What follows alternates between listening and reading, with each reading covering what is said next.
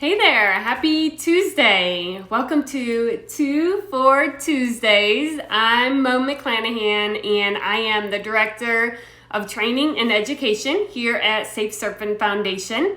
I am also a high-tech crime specialist with the National White Collar Crime Center. And before all of that, I recently retired from law enforcement, 20 years. Last 8.5 of those years, I worked internet crimes against children.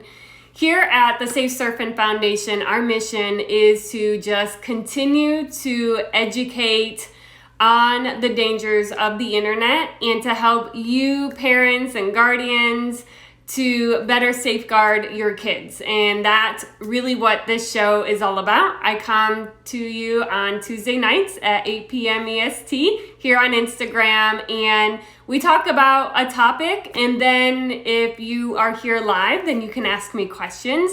But after that topic, then we cover some tips that you can apply right after this show. We give you simple tips that really will help you gain back that control of protecting your children when they are in this virtual life, So even with COVID starting and everything that was safe during school, you knew where your kids were. Now they're online, so 24/7 almost. And so I don't know about you, but for me, that was overwhelming and a lot of anxiety that came around that. And so we just really want to make sure that we are helping you through it and that you have a place to come if you have questions regarding any kind of online activity with your children. And if you see something suspicious, please go back to our past episodes where you can find specific topics, and the shows are really short, and so you can find answers pretty quickly. You can also go to our YouTube channel, which is Safe Surfin Foundation, and if you go to our website at safesurfin.org, you will find our blog. So maybe you know somebody who is hearing impaired, and we transcribe some of our videos into a blog, and you can find those on our website along with many other resources. So let's get to the topic of tonight, and that is an electronics detox. And what does that mean, right? So I have done a lot of research over the years reference to screen time and really what social media and messaging and even just text messaging, what that can do to your brain.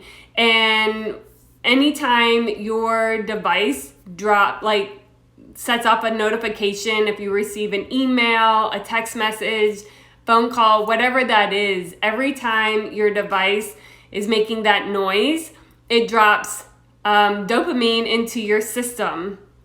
And what we're seeing with the kids, that they're getting all that as well, and they're having a harder time with really processing it. Their body just can't really keep up with it. And then when it comes to the gaming online, they are constantly getting that adrenaline of winning, of the competition, which can be very healthy, but when it's all day or several hours a day, then it can be very harmful. They forget how to really cope with outside stressors, and they really lose their sense of socialization and how to react to people. And so I, in my own home, decided to have what's called an electronics detox. And what that is doing is really just bringing back control of what our children are having access to and how much they're having access. So there's different levels of what this can look like for your family, and especially if they are having to be on devices for school. But you can start with baby steps. Maybe just start on creating an amount of time, an allotted amount of time each day for them to have access to whatever their games or social media that you're allowing them to have access to. And you could just cut it down to maybe 2 to 3 hours a day, which I know that sounds like a lot, but if you're not regulating it, I'm sure it's way more than that. So if you put a timer, or if you have something on their device for the screen time, then make sure that you're setting that. And once it turns off, it turns off. Like, it's no more arguments. You ran your time and now it's done. Or you can set limited time, maybe a shorter amount of time during the week, and maybe a little bit more time on the weekend, because with COVID still going on, then we are still seeing where places are closed. You're not allowed to socialize with more than like 25 people, 10 to 25. So you're still limited to what you can be doing. And so allowing your children to have this outlet is understandable. And so maybe just having an hour each day during the week, and then on the weekend, maybe expanding it to maybe 5 hours each day. Or you can do what I'm doing here in my home, and this is because he does have outside activities 2 nights a week, so it's a later evening anyways, and he still has homework when he comes home from school, which requires him to be online. And so we've decided to limit no outside internet activity type games, or any kind of like chatting, or any like Facebook Messenger, none of that at all during the week. So he can still play games that don't require internet activity. So Nintendo Switch, he can play Smash Bros, or any of those like Minecraft that you can do without being connected to the internet. And then on the weekend, he gets a little bit more free range, where he can chat with his cousins and friends on Messenger while they play some games. But that's limited as well.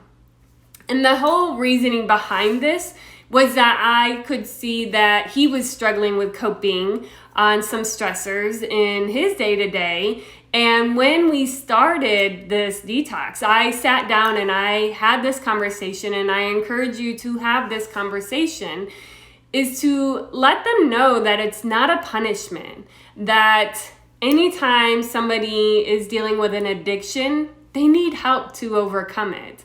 And that's the same with our children. And we, in our home, had this conversation probably a couple years ago about addiction, maybe in reference to tobacco use or alcohol use of friends and family. And so it came up in conversation. And then we talked about electronics being the same situation, where he may eventually have this issue. And this was way before the pandemic. And so when I came back and I told him that, one, it's not a punishment, though if he continues to act inappropriately, then it can be a punishment. But the beginning of it was just to help him, and that he's not going to see the level of the addiction, but me as his mother, I am required to make sure that he is healthy and safe and has the best life, right? So I explained to him that I just wanted the best for him, and that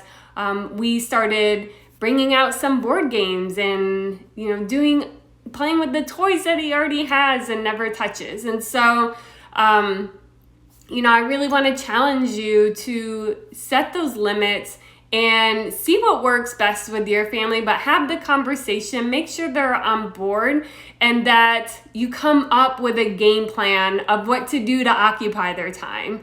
The other night, he was here with me and I was still working, and so I printed off some coloring sheets of his favorite game, and something that we wouldn't have around the house. And that was enjoyable to him and to me, to see him become creative and use his brain in a different way. And that's really what we need to be doing, is when they're attached to the electronics and they have that screen time and the interaction and the adrenaline and the dopamine, like, we need to really just detox them from all of that, reset their brain to the creative being that they're born to be, and really allow them to blossom into whatever talent that they have in life that they wouldn't know otherwise if they were constantly on the computer and really interacting with somebody else's talent of whoever created the game. So these are my tips for you. I really would like to hear back if you are trying this at home and what's working and how are your children acting before and after. That's really the test of everything, is to see if you're seeing an improvement and how your relationship is changing with your children because you're having these conversations at a younger age or whatever age you're doing it at. And if you report back to me, then it helps me to really determine what to share with other people, that it is working and that I have friends that are trying it and they're seeing an improvement. So if you know somebody that might benefit from this broadcast, please share it. And again, you'll see the replay here in the IGTV series of 2 for Tuesday. I hope you have a great night, and we'll see you next week. Take care.